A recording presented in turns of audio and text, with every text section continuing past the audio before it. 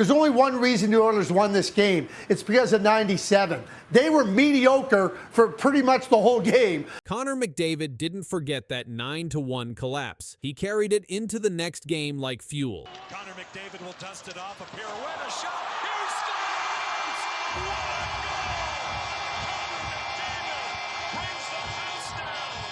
Every stride, every pass, every goal, a message that the Oilers weren't done yet. And when overtime came, one shot rewrote the night and silenced every critic watching. The Edmonton Oilers entered their matchup against the Columbus Blue Jackets amid turbulence. And the Edmonton Oilers are back on home ice tonight, looking to rebound from an embarrassing blowout loss to Colorado on Saturday. Just 2 nights earlier, they were defeated 9-1 by the Colorado Avalanche, falling behind 5-0 by the midpoint of the second period. Their defense had allowed 55 goals on the season, tied for the 6th most in the league. The Oilers had managed only 2 consecutive wins twice all season and were about to start a long road trip after their home game. In contrast, Columbus had also been struggling. The Blue Jackets came in on a 3-game losing streak, their own momentum gone. For Edmonton, the task was clear. Respond. They needed to shift from collapse to comeback. The game began with Columbus establishing control. Ivan Provorov darted in from the blue line and snapped a shot past goaltender Stuart Skinner, giving the Blue Jackets the lead. Edmonton answered before the period ended when Jake Wallman received a rimmed pass from Vasily Podkolzin, then fired a rising shot over the arm of Columbus netminder Jet Greaves to tie the game. The second period tilted back toward Columbus. Sean Monahan buried a rebound and slid a backhand beneath Skinner's pad to make it 2-1. Later, Boone Jenner redirected a feed from Dante Fabro at the top of the crease, extending the Blue Jackets' advantage. Then, early in the third, Adam Fantilli snapped a backhand pass from Kirill Marchenko to push the lead to 4-2. Facing a 2-goal deficit, Edmonton appeared in trouble. But then Mcdavid took over. He drove down the right side, cut to the net, and slid the puck past Greaves' right skate to make it a 1-goal game. Minutes later, Wallman struck again, a low flutter shot from the left circle over Greaves' right arm, tying the score. Overtime followed, and just 56 seconds in, former Blue Jacket Jack Roslovich broke free on a breakaway and lifted a backhand over Greaves for the Oilers' 5-4 victory. Connor McDavid's performance carried weight beyond the scoreboard. His 2 goals raised his season total and reinforced his position among the league's scoring leaders. His surge came at a time when Edmonton's offense had managed just 6 goals across their previous 3 losses. His quick drives and precise finishes changed the entire rhythm of play. Jake Wallman's output proved equally decisive. His tying goal late in regulation marked his 2nd of the night, both scored from distance. He recorded 2 goals and 1 assist, his highest single-game contribution this season. His equalizer forced overtime, pushing Edmonton beyond regulation for the 4th time this season. A native of Columbus and former Blue Jacket, he scored less than a minute into the extra frame, lifting a backhand over Greaves to seal the 5-4 result. It stood as Edmonton's first overtime victory since mid-October and snapped their 3-game skid, improving their home record to 5-1-2. The Oilers' response aligned with comments from head coach Chris Knobloch, who had emphasized the need for structure after the blowout against Colorado. He said, "The standard has not been high enough." McDavid echoed that tone, stating, "Enough is enough. We've got to find a way to just put a good game together." The comeback represented Edmonton's first win after 3 straight defeats and helped restore their scoring rhythm. Skinner allowed 4 goals on 19 shots, but stopped key chances late in regulation. Edmonton registered 24 shots overall, while Columbus produced 19. The victory served as an immediate correction to their earlier collapse. The Oilers' top line produced 4 of the 5 goals: McDavid's pair, Wallman's double, and Roslovic's overtime finisher. The game began under pressure and ended in recovery, sending Edmonton forward with renewed confidence and 2 valuable points in the standing. Pierre LeBrun and Darren Dreger, usually guys it takes a month or 2 before we get into the trade rumors of good players on struggling teams coveted by other teams, but we're well underway already with Nazem Kadri and the Calgary Flames. Something big is happening between Montreal and Calgary. As the Flames spiral down the standings, a shocking name has quietly shaken the trade market. Behind the scenes, whispers of a potential move to the Canadiens are growing louder. But what's really happening right now has insiders stunned, because Montreal may be closer to landing a star center than anyone expected. First thing I'd tell you is the Habs, O-Dog, my understanding is, listen, they've gone through the entire league in their preparations internally and have a list of what centers could potentially pop up between now and next season, and obviously ahead of the March 6th trade deadline this year. You name a name and it's come up internally with the Montreal Canadiens. And yes, Nazem Kadri is one of those names. I think the Habs would have interest in him. Nazem Kadri's name has become one of the most active in NHL trade circle. The Calgary Flames sit at 2-8 and 1-11 game, their worst start in years. Kadri leads the team with 8 points in those contests and is now just 4 games away from reaching the 1,000 game milestone in his NHL career. Despite his performance, the growing instability inside Calgary has sparked league-wide trade speculation. According to multiple reports, the Montreal Canadiens are one of several teams exploring center options. TSN insiders Pierre LeBrun and Darren Dreger confirmed that Montreal continues to search for a true second-line center to strengthen their roster. LeBrun noted that if Calgary ever decides to move Kadri, the Canadiens would be a logical fit. However, both analysts emphasized that the Flames are nowhere close to making that decision. Kadri's contract remains a significant fact. He is signed through 2029 with a $7 million cap hit. Originally protected by a full no-move clause, his deal has now shifted to a 13-team no-trade list, meaning Montreal could technically pursue him if they are not on that list. That adjustment alone has created a surge of interest, as it gives general manager Kent Hughes new room to maneuver. Still, there are clear limits to how far the Canadiens are willing to go. Frank Saravalli stated on Bleacher Report's Insider Note that Montreal's top 2024 first-round pick, Michael Hague, is completely off the table. When asked about the possibility of including Hague in a Kadri trade, Saravalli replied directly, "No, it's not." He described Hague's early NCAA season at Michigan as pretty special so far, adding that Montreal have to be thrilled with yet another interesting prospect in their pipeline. But the tension continues to build. Calgary's early slump and internal struggles are drawing league attention. Montreal's need for a proven center only fuels the speculation further, and as the Flames face mounting pressure to fix their season, observers can't help but wonder, could Kadri's 1,000th game be one of his last in a Flames jersey? The next few weeks could decide whether Nazem Kadri stays in Calgary or joins Montreal. League insiders say Flames GM Craig Conroy is under pressure as the team sits 2-8 and 1, their patience running out. Kadri leads the roster in scoring and is just 4 games from his 1,000th NHL appearance, yet his name dominates trade discussion. Montreal's GM Kent Hughes continues searching for a proven second-line center behind Nick Suzuki. Players like Christian Dvorak and Jake Evans haven't provided consistent offense, making Kadri a logical fit. His $7 million cap hit through 2029 complicates talk, and any deal would likely need Calgary to retain salary or take contracts back. Still, Montreal's cap flexibility after moving Carey Price's contract to long-term injured reserve keeps them in position to act. TSN's Pierre LeBrun reports the Flames aren't close to trading Kadri, but Montreal has done its homework, monitoring his leadership and playoff experience. Head coach Martin St. Louis values that intensity. Insiders say Hughes won't sacrifice the rebuild for short-term gain, giving Montreal leverage as Calgary's slump deepens. Kadri's looming 1,000th game adds tension. It could come in a new uniform if talks advance. For now, both clubs wait, and every Calgary loss makes a move feel closer. If you're a Habs fan, then rookie Ivan Demidov needs no introduction. The Montreal Canadiens announced the signing of the 19-year-old Russian forward to the utter jubilation of fans. The 19-year-old Russian player's flight was the most tracked in the world. Something shocking is happening in Montreal. 19-year-old Ivan Demidov is racing past every other rookie in the league. His early performance has already pushed him to the top of the Calder Trophy watch list. Analysts call his rise remarkable. The data says it's real. This is the crazy reason why Ivan Demidov might win the Calder Trophy. 3 times in NHL history, a team has won the Calder Trophy in consecutive seasons. The last occurrence happened in 1968 when the Boston Bruins accomplished this feat. The Montreal Canadiens now sit in position to become the 4th franchise to achieve this milestone. Lane Hutson won the award in 2025. Ivan Demidov leads all rookies in scoring through October 2025. Folks, we have a Calder Trophy race.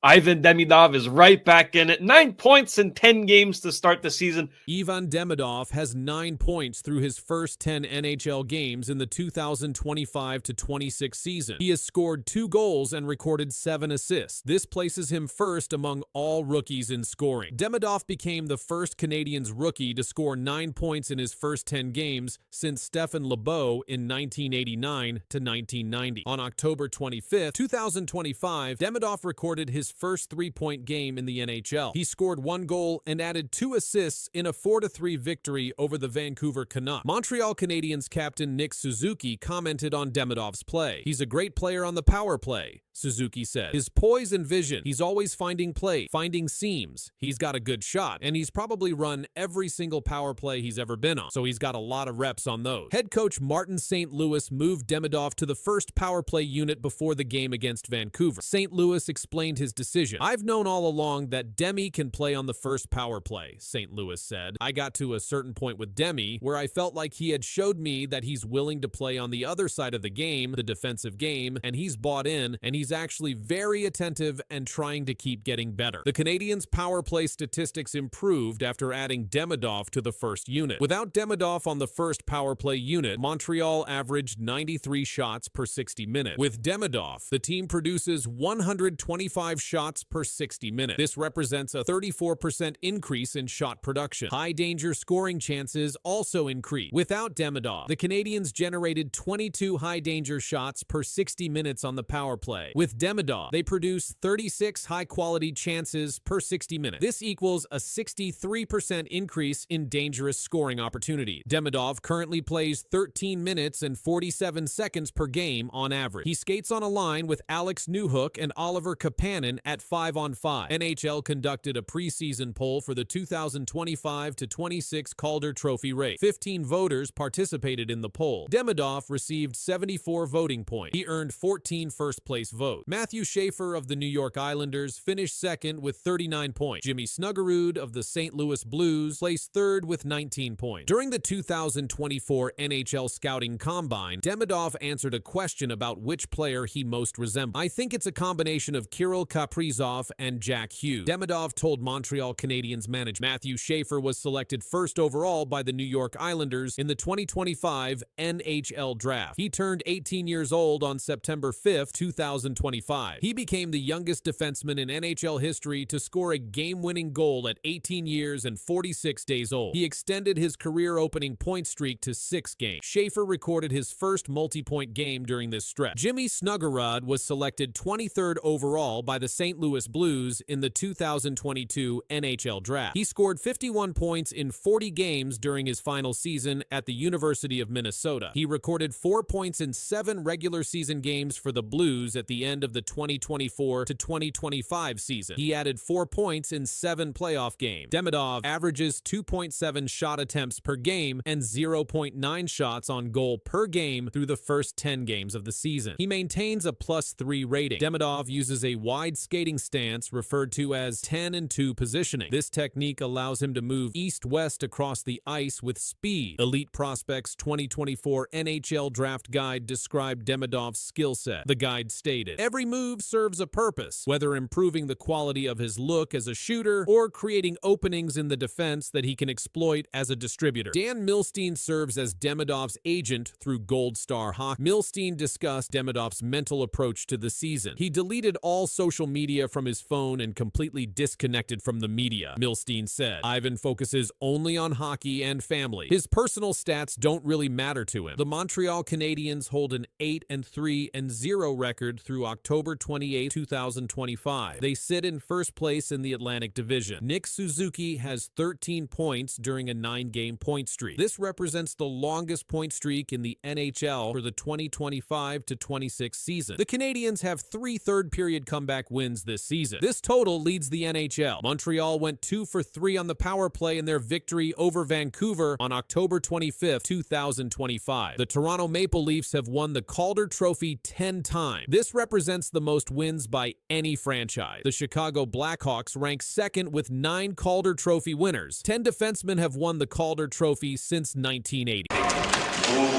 Demidov avoided the check. Demidov. Look out, gave it away right on the tape of Pinto. And I think a cross-checking call behind the play. I think it's going to be a slash. A slash, sorry. It's going against Ottawa, and Nick Cousins can't believe it. And he'll go for 2 or less. This has been a parade to the box for Nick Cousins, unfortunately. He's going to take a little slash of Demidov into the hand here. So here's the turnover right here, the middle of the ice.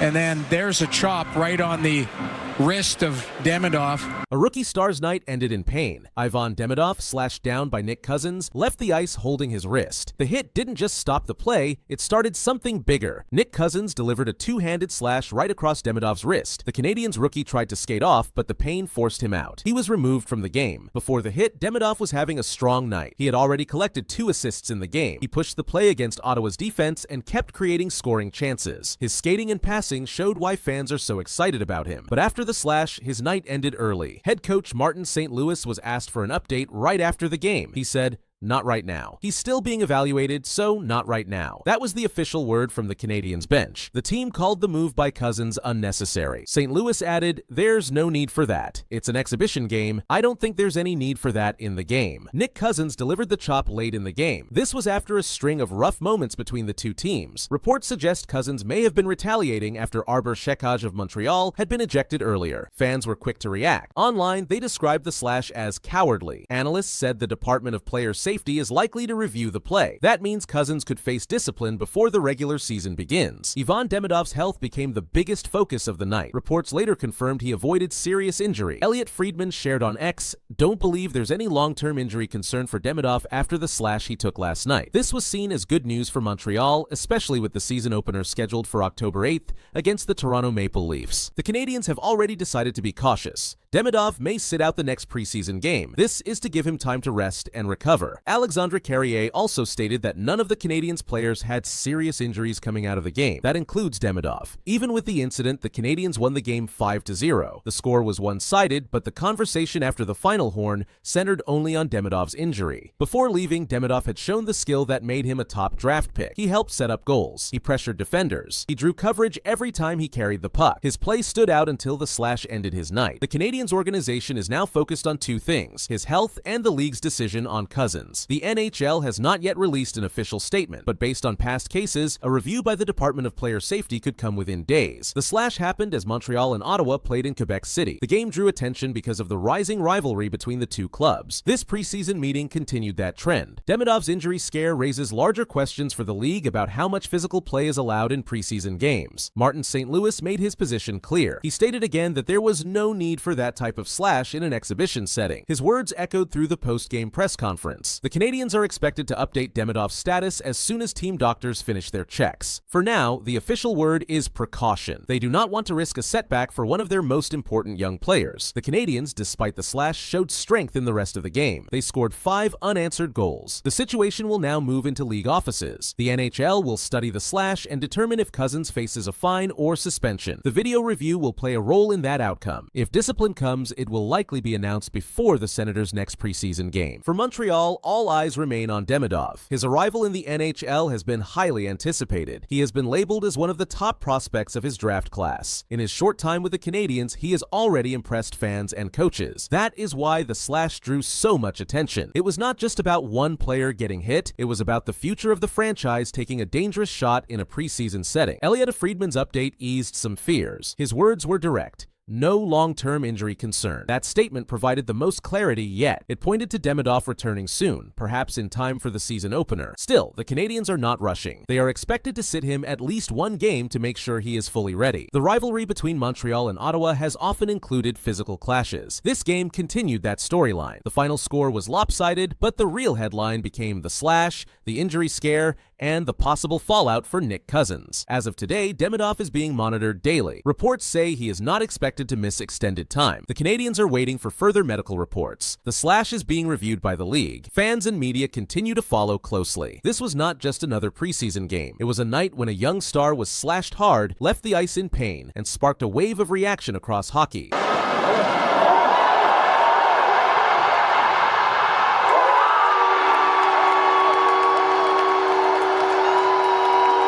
Ivan Demidov just turned a rookie showcase into something no one saw coming. The Bell Center crowd watched in awe as the 19-year-old forward pulled off plays that left the arena shaking. It wasn't only the goal, and it wasn't only the passes.